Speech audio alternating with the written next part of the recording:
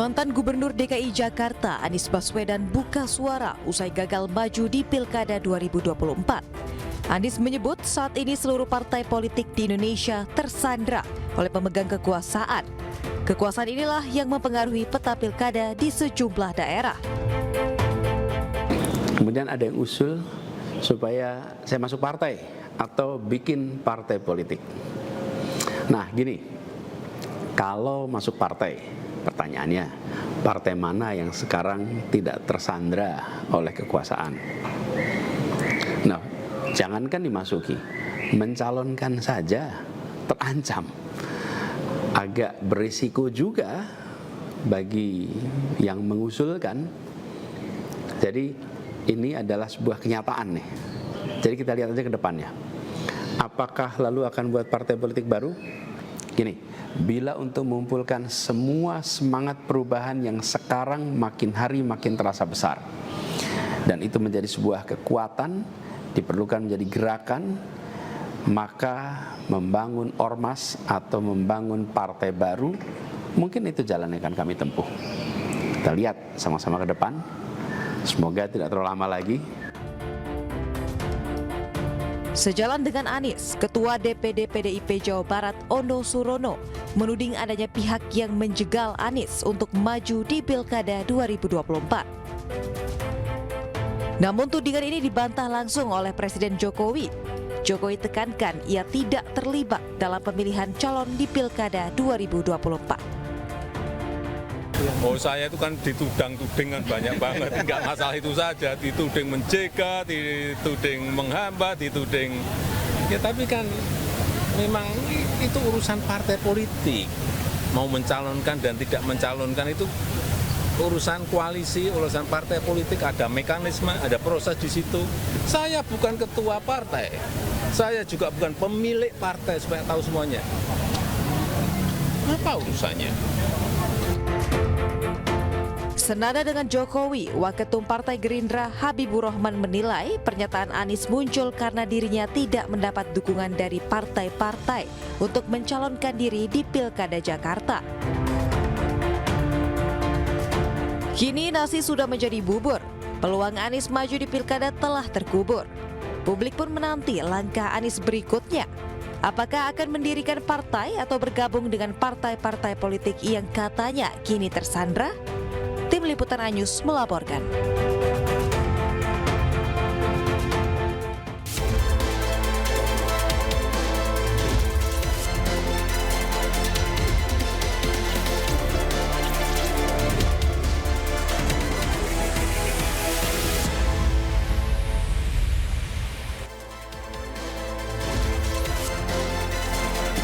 Halo, selamat siang pemirsa. Rumah bakal calon Gubernur Aceh Bustabi Hamzah diduga dibom oleh dua orang tak dikenal pagi tadi. Sementara dari Jakarta, rencananya hasil tes kesehatan bakal calon gubernur dan wakil gubernur Jakarta akan diserahkan ke KPU pada sore nanti. Dan selain informasi tadi, kami juga akan hadirkan beragam informasi terkini seputar pemilihan kepala daerah serentak sebagai panduan Anda dalam menentukan pilihan. Bersama saya, Reza Siregar, inilah Kawal Pilkada. Kami sampaikan, Anda tentukan.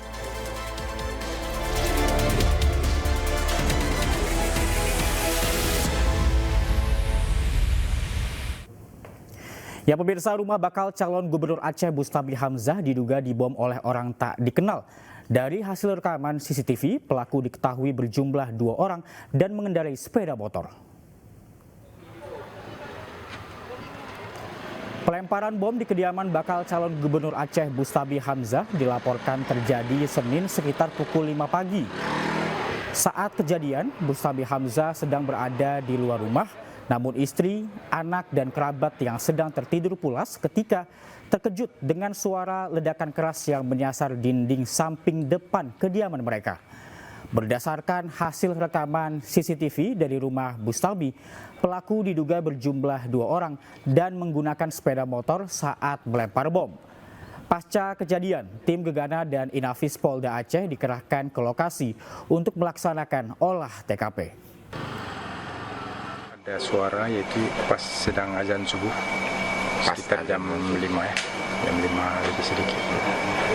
Ada tetangga yang melihat Pak? mungkin mengetahui, melihat atau apa? Tidak ada. Kita hanya mendengarkan ledakan aja. Berapa besar ledakannya, Pak? Ya mungkin kalau ledakan dari tetangga sih tidak menyangka ini granat.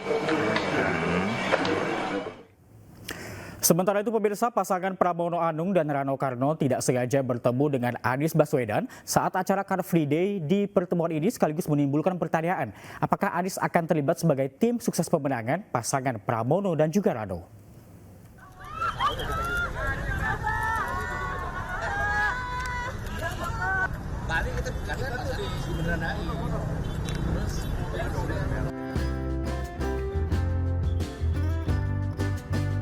Inilah momen pertemuan tak disengaja antara mantan Gubernur Jakarta Anies Baswedan dengan pasangan bakal calon gubernur dan wakil gubernur Jakarta Pramono Anung dan Rano Karno di tengah acara Car Free Day di kawasan Senayan, Jakarta Pusat pada Minggu pagi.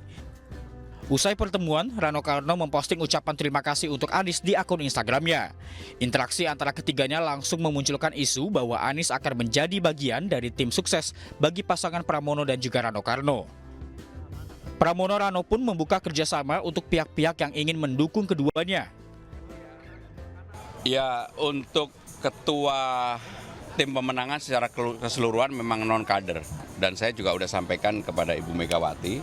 Tetapi yang di bawahnya para kader, karena kami berdua ini kan kader banget gitu. Sehingga kita akan merangkul semuanya, tidak hanya semata-mata bicara partai, tetapi bicara masyarakat Jakarta secara keseluruhan. Namun hingga kini belum ada kepastian siapa tim sukses pasangan Pramono dan Rano. Keduanya pun terus berkomunikasi dengan warga Jakarta untuk menyusun visi dan misi yang dibutuhkan kota Jakarta. Pasangan yang diusung PDIP ini tidak menutup kemungkinan untuk melanjutkan program-program pemimpin sebelumnya. Tim Liputan, iNews melaporkan. Bakal pasangan calon gubernur dan calon wakil gubernur Jakarta, Ridwan Kamil dan Suswono menjalankan sejumlah kegiatan pada akhir pekan lalu. Di antaranya menghadiri deklarasi dukungan dari sejumlah pekerja transportasi dan juga mengunjungi makam Mbah Priok.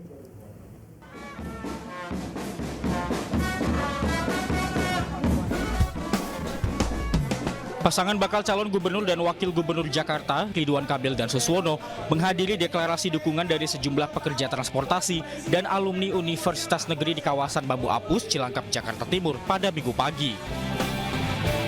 Pada kesempatan itu, Ridwan Kamil mengumbar sejumlah program, di antaranya menghapus polusi dengan menanam 3 kali lipat dari jumlah pohon di Jakarta saat ini, program pinjaman uang kepada warga tanpa agunan membuat tempat tinggal dan tempat kerja tidak jauh untuk menghilangkan kemacetan, hingga penyediaan mobil curhat untuk warga agar tidak stres dan bahagia. Kami ingin Jakarta ini adil merata, ya. Kami ingin Jakarta ini bebas polusi. Kami ingin Jakarta ini antara tempat kerja, tempat bekerja, dan domisili tidak terlalu jauh.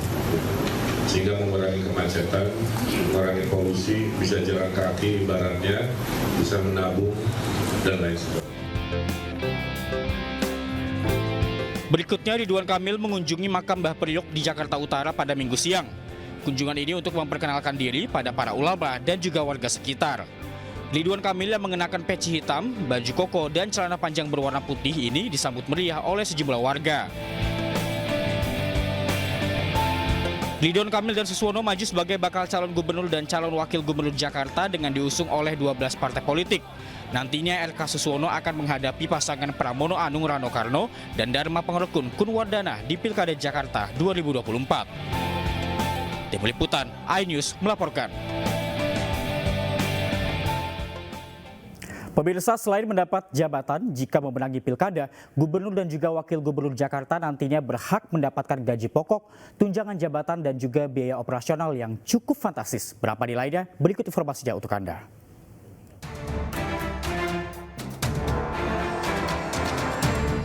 Berdasarkan peraturan pemerintah tentang hak keuangan administrasi kepala daerah dan wakil kepala daerah, gaji pokok gubernur se-Indonesia ditetapkan sebesar Rp3 juta per bulan. Selain gaji pokok, gubernur juga berhak mendapat tunjangan jabatan Rp5,4 juta per bulan. Sementara itu, wakil gubernur mengantongi gaji pokok 2,4 juta rupiah per bulan. Selain itu, tunjangan jabatannya sebesar 4,32 juta rupiah per bulan. Untuk gaji pokok dan tunjangan jabatan ini memang terkesan kecil. Namun, gubernur dan wakil gubernur juga berhak mendapat biaya operasional. Mari kita simak biaya operasional yang bisa diterima oleh gubernur dan wakil gubernur Jakarta yang cukup fantastis. Biaya operasional ini berasal dari sebagian pendapatan asli daerah atau PAD. Untuk Jakarta, yang realisasi PAD-nya mencapai 71 triliun rupiah per tahun, maka setiap gubernur bisa mendapat sekitar 106,5 miliar rupiah per tahun atau sekitar 8,87 miliar rupiah per bulan.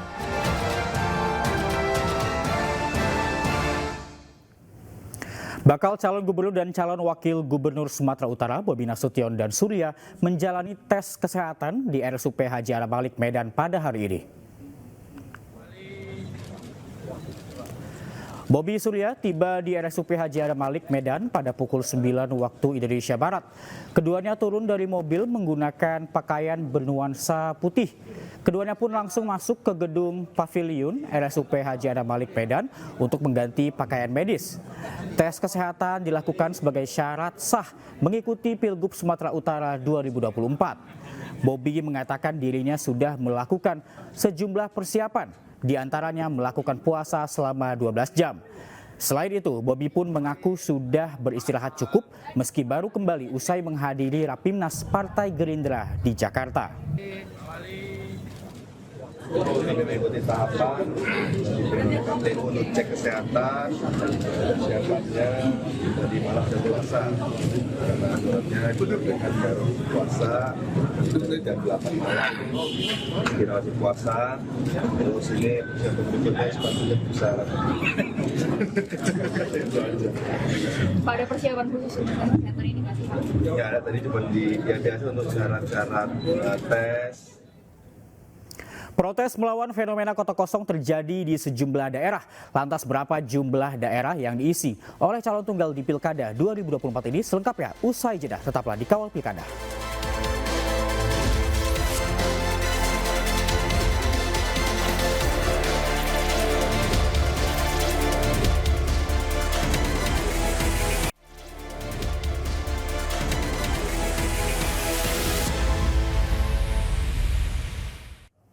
Ya pemirsa, terima kasih Anda masih menyaksikan Kawal Pilkada. Kita ke informasi berikutnya. Pemirsa, keputusan MK membuka peluang bagi partai politik untuk usung calonnya sendiri di Pilkada 2024. Namun nyatanya, fenomena kota kosong masih terjadi di sejumlah daerah.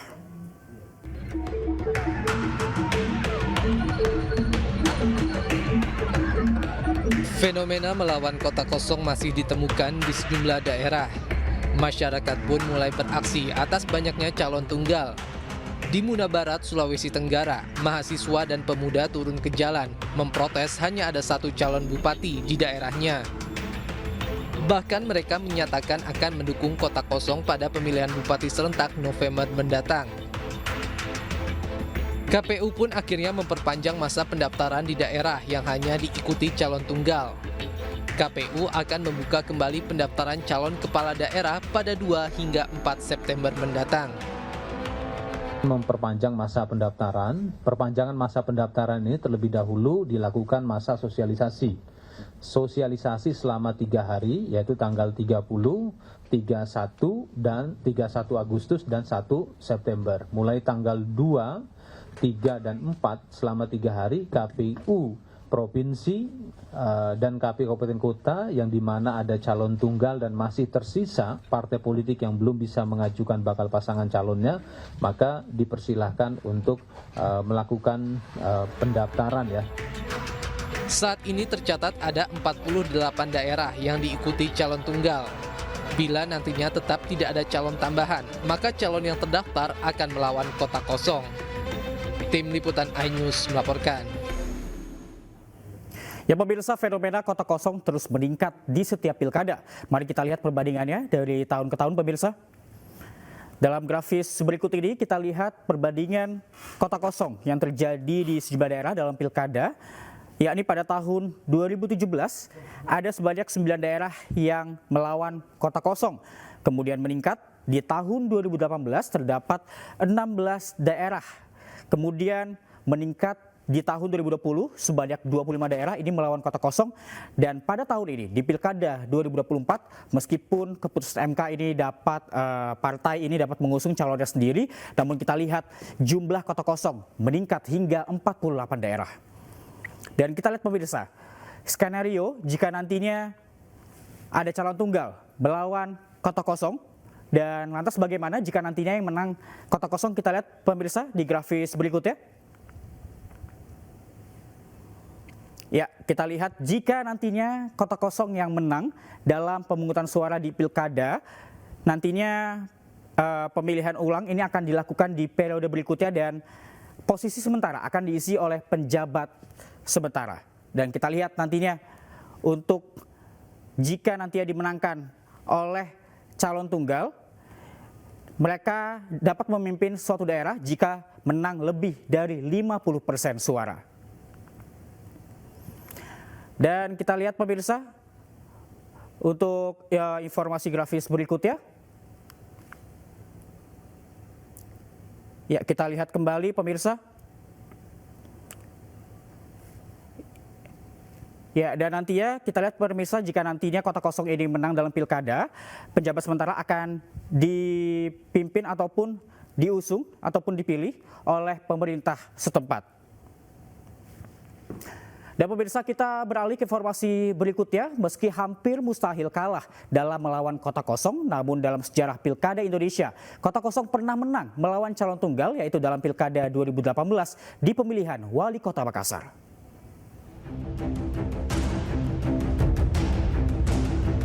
Dalam sejarah pemilihan kepala daerah di Indonesia, kota kosong pernah memenangkan Pilkada. Hal itu terjadi pada tahun 2018 dalam pemilihan Wali Kota Makassar.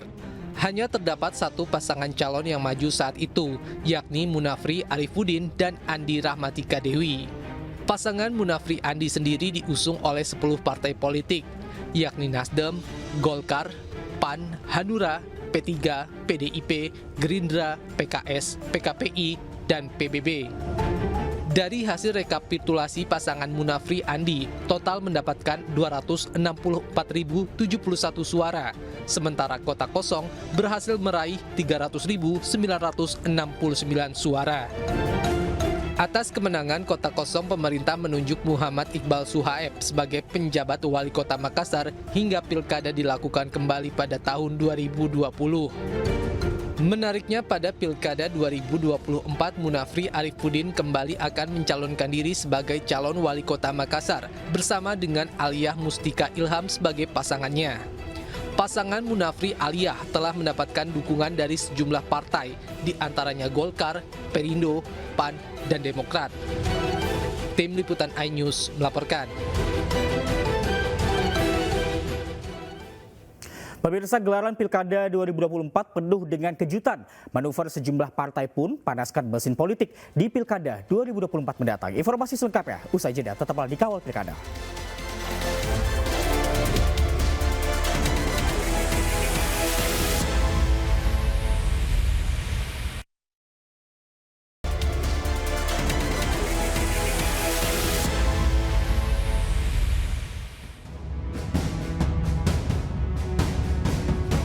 Pasangan bakal calon wali kota dan wakil wali kota Bengkulu, Beni Suharto dan Farizal, diantarkan oleh sejumlah elit parpol pengusung untuk mendaftar ke kantor KPUD setempat. Pasangan yang diusung Partai Perindo ini optimis mampu memenangkan pilkada serentak di kota Bengkulu. Saya kira kami akan maksimal untuk memenangkan seluruh calon yang ada, yang bertarung baik di provinsi, kabupaten, kota yang ada di Provinsi Bengkulu. Di Kabupaten Bengkulu Tengah, Partai Perindo mengantarkan bakal calon bupati dan calon wakil bupati Bengkulu Tengah, Rahmat Rianto Tarmizi, mendaftar ke KPU. Pasangan ini berkomitmen untuk membangun daerahnya jauh lebih baik. Mewujudkan Kabupaten Bengkulu Tengah yang maju, sejahtera, bahagia, dan berkelanjutan.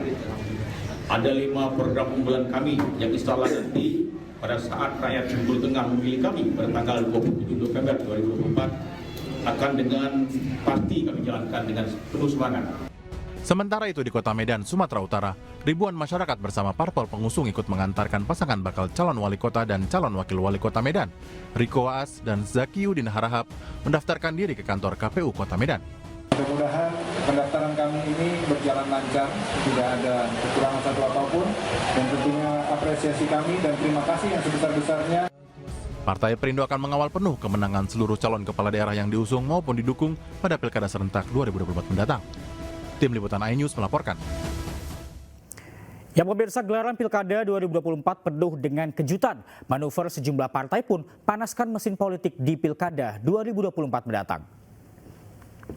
Dan pemirsa, informasi tadi sekaligus menutup Kawal Pilkada hari ini. Saya Reza Siregar dan kerabat kerja yang bertugas undur diri. Kawal Pilkada kami sampaikan, Anda tentukan. Terima kasih, sampai jumpa.